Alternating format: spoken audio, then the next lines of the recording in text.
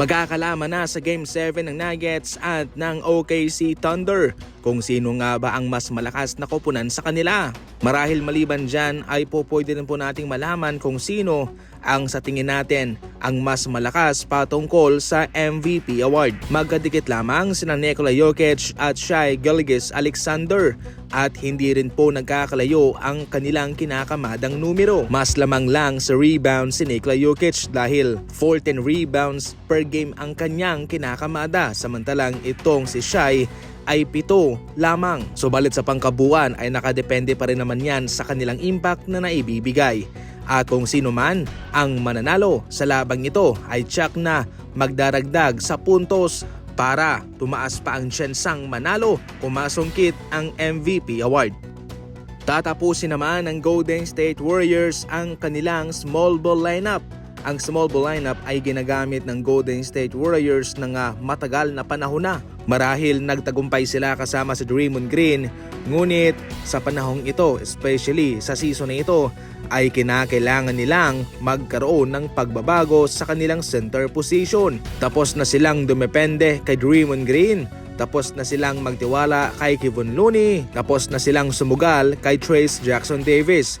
Sa ngayon, desidido na silang humanap ng legit na big man. Ibig sabihin nito ay kanilang wawakasan na ang paggamit ng small ball lineup. Ibabalik ng Golden State Warriors yung dating sila, yung nandun pa si Andrew Bogut naglalaro kasama sa Stephen Curry. Pagkatapos kay Bogut, marami din silang mga notable na mga big man. Mayroon silang JaVale McGee, si Zaza Pachulia, mayroon pang David West, Fistos Ezeli, at sinubukan nila si James Wiseman, ngunit sila ay nabigo.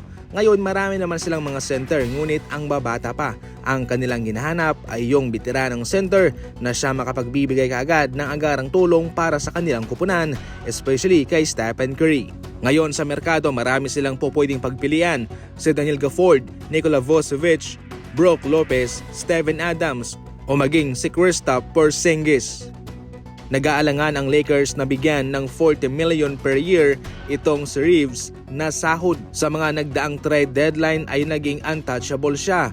Pero ngayon, siya'y ititrade na ng Los Angeles Lakers pero mayroong isang kondisyon. Ito ay kanilang papakawalan lamang kung mayroon silang makukuhang elite na big man. Ibig sabihin nun ay naghahanap sila ng star level na manlalaro. Malaki pa naman ang value nitong si Reeves kahit na hindi ganoon kaganda ang kanyang ipinakitang performance sa first round versus Minnesota. Malaking tulong pa rin siya sa isang contender na team, especially galing sa bangko o pwedeng pangatlong opsyon sa kanilang lineup. Sa layuning ito ng Los Angeles Lakers ay nais lang nilang matugunan ang kanilang kakulangan sa big man. Yan lang muna sa ngayon, tumutok lang palagi para sa mga balitang basketball.